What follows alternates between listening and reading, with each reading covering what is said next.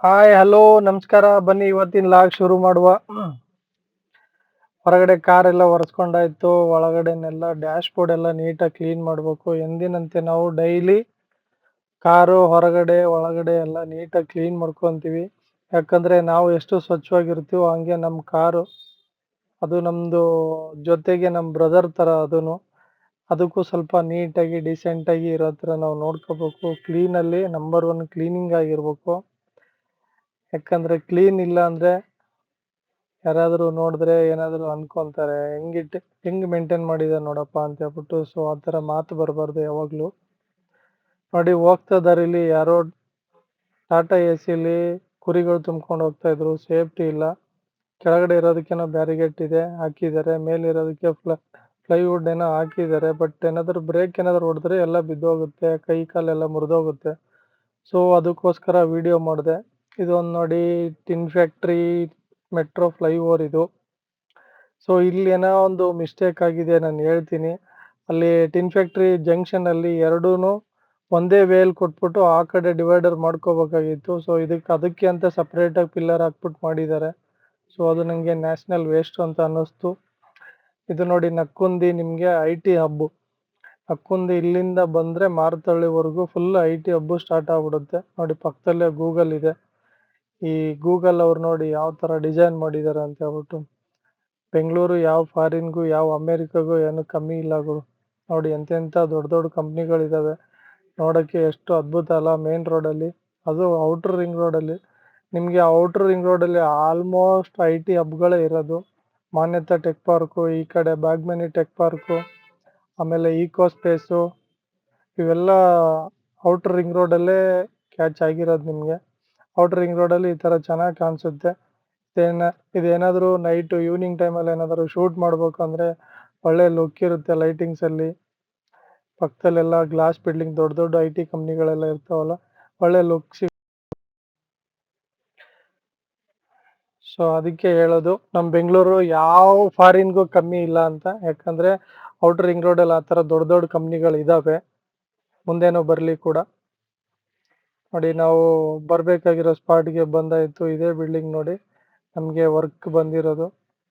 ಹೋಗಿ ಮೇಲೆ ನೋಡಬೇಕು. ಈ ಇದೆಲ್ಲ ಫೇಸ್ 1 ಅಂತೆ, ಆ ಕಡೆ ಫೇಸ್ 2. ಇದೆಲ್ಲ ಕಂಪ್ಲೀಟ್ ಆಗಿದೆ.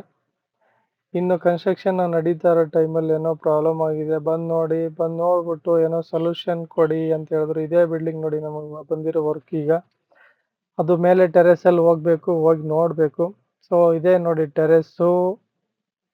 ಈ ಟೆರೆಸಲ್ಲಿ ಏನಪ್ಪ ಬಂದಿರೋದು ಪ್ರಾಬ್ಲಮ್ಮು ಅಂತಂದರೆ, ಕನ್ಸ್ಟ್ರಕ್ಷನ್ ಟೈಮಲ್ಲಿ ಏನು ನೀವು RMC ಕಾಂಕ್ರೀಟ್ ಏನಾದರೂ ಸಪ್ಲೈ ಮಾಡ್ತಾರಲ್ಲ ಅವ್ರೇನಾದರೂ ಮಿಕ್ಸಿಂಗ್ ಕರೆಕ್ಟಾಗಿಲ್ಲ, ಸಿಮೆಂಟ್ ಏನಾದರೂ ಸ್ವಲ್ಪ ಕಮ್ಮಿ ಏನಾದರೂ ಹಾಕಿದರೆ, ನೀರು ಸ್ವಲ್ಪ ಜಾಸ್ತಿ ಹಾಕಿದರೆ ಈ ಥರ ಪ್ರಾಬ್ಲಮ್ ಬರೋದು ಜಾಸ್ತಿ.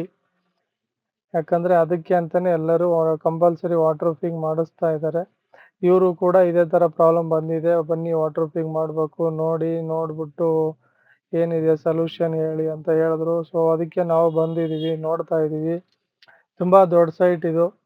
ಈ ಥರ ಪ್ರಾಬ್ಲಮ್ ಬರಬಾರ್ದು ಅಂದರೆ ಪ್ರೊಸೀಜರ್ ಪ್ರಕಾರ ನಾವು ಮಿಕ್ಸಿಂಗ್ ಎಲ್ಲ ಕರೆಕ್ಟಾಗಿ ಮಾಡಬೇಕು. ನೀರು ಕ್ಯೂರಿಂಗ್ ಆಗಲಿ, ತುಂಬ ಇಂಪಾರ್ಟೆಂಟ್. ಏನಂದರೆ ಮೇಯ್ನು ಕ್ಯೂರಿಂಗು.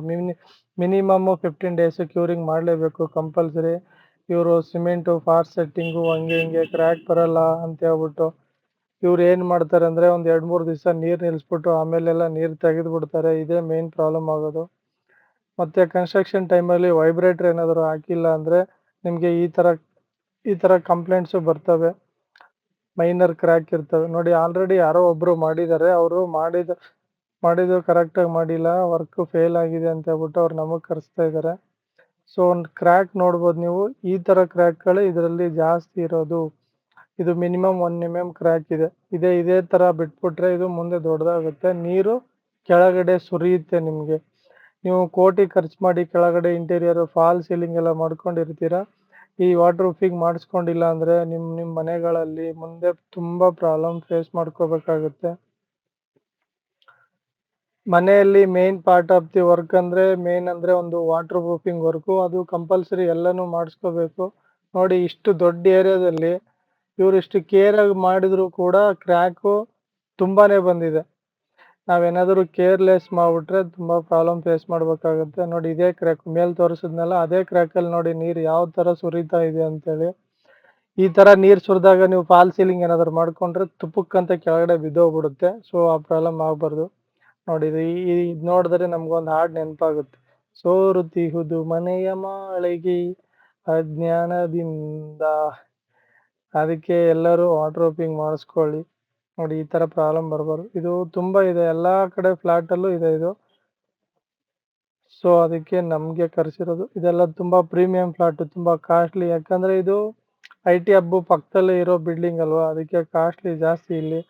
ಇಲ್ಲಿ ನಿಮಗೆ ಅವೈಲಬಿಲಿಟಿ ಇರೋದು ಟೂ BHK, 3 BHK, 4 BHKವರೆಗೂ ಇದ್ದಾವೆ.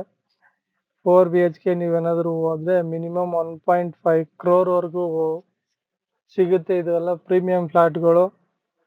ಅದಕ್ಕೇ ವಾಟರ್ ಪ್ರೂಫಿಂಗ್ ಕಂಪಲ್ಸರಿ ಮಾಡಿಸ್ಕೊಳ್ಳಿ. ದುಡ್ಡಿನ ಮುಖ ನೋಡ್ಕೊಳಕ್ಕೆ ಹೋಗ್ಬೇಡಿ. ಕೋಟಿ ಖರ್ಚು ಮಾಡಿರ್ತೀರ, ಇನ್ನೂ ಸ್ವಲ್ಪ ಖರ್ಚು ಮಾಡಿದ್ರೆ ನಿಮ್ಮ ಮನೆ ಸುಂದರವಾಗಿ ಕಾಣಿಸುತ್ತೆ. ಒಳಗಡೆ ಯಾವುದೇ ರೀತಿ ಪ್ರಾಬ್ಲಮ್ ಫೇಸ್ ಮಾಡಬಾರ್ದು ಅಂತ ನಾನು ಹೇಳ್ತಾ ಇದ್ದೀನಿ. ಯಾಕಂದರೆ ಅಲ್ಲಲ್ಲಿ ಫಂಗಸ್ ಎಲ್ಲ ಹಿಡ್ಕೊಂಬಿಡುತ್ತೆ. ಲೀಕೇಜ್ ಬಂದರೆ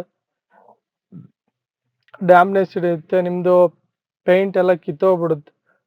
ಪೇಪರ್ ಥರ ಎಲ್ಲ ಪೇಂಟ್ ಎಲ್ಲ ಕಿತ್ತೋಗುತ್ತೆ. ಆ ಥರ ಕಿತ್ತೋಗ್ಬಾರ್ದು ಅಂದರೆ ಕಂಪಲ್ಸರಿ ಎಲ್ಲರೂ ವಾಟರ್ ಪ್ರೂಫಿಂಗ್ ಮಾಡಿಸ್ಕೊಳ್ಳಿ ಅಂತ ನಾನು ಸಜೆಷನ್ ಮಾಡ್ತಾ ಇದ್ದೀನಿ.